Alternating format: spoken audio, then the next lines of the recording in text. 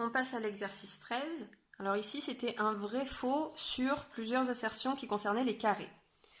La première assertion, c'était de dire le carré de la somme de deux nombres, c'est égal à la somme des carrés de ces nombres. Donc le carré de la somme, c'est-à-dire si on prend deux nombres au hasard qu'on appelle A et B, on fait A plus B et on met le tout au carré. Est-ce que c'est égal à A carré plus B carré ? Pas du tout, parce que votre identité remarquable que vous connaissez bien sûr par cœur vous dit que A plus B au carré, c'est A carré plus 2AB plus B carré. Donc c'est pas juste A carré plus B carré, il y a du 2AB qui intervient, donc la proposition elle est fausse.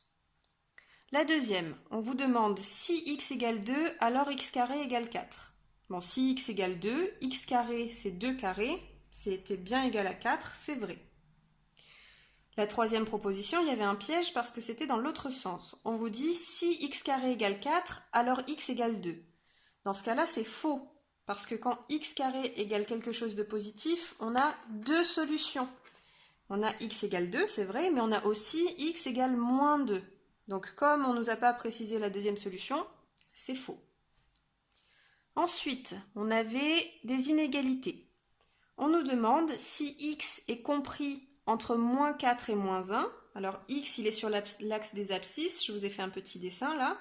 Si x, il est entre moins 4 et moins 1, est-ce que x carré est entre 1 et 16 ? Il suffit de regarder l'image de moins 4, c'est 16. L'image de moins 1, c'est 1. Et donc du coup, si x, il est entre moins 4 et moins 1, x carré, il sera forcément entre 1 et 16. Donc c'est vrai. Donc dans la cinquième proposition, on avait l'inverse. Cette fois-ci, on vous disait si x carré, il est entre 1 et 16, est-ce que x, il est forcément entre moins 4 et moins 1 ? Là, c'est faux, parce que certes, x, il peut être entre moins 4 et moins 1, mais x, il pourrait aussi être entre 1, ici, et 4. Ça marcherait aussi.